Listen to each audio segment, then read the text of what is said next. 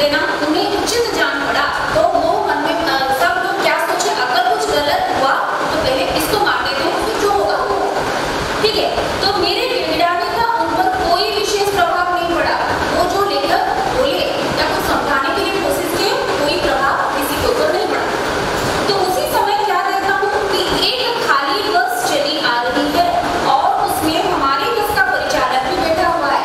इसका अर्थ क्या है? अभी वो गया था कुछ इंतजाम करने के लिए, नहीं कि इनको ठगने के लिए, इनको कोई परेशानी में डालना वो नहीं चाहता था, इनके लिए कुछ बंदोबस्त करने के लिए वो गया था, ठीक है। तो उसने आते ही कहा, अड्डे से नई बस लाया हूँ, इस बस में बैठिए, वो बस चढ़ने लायक नहीं है।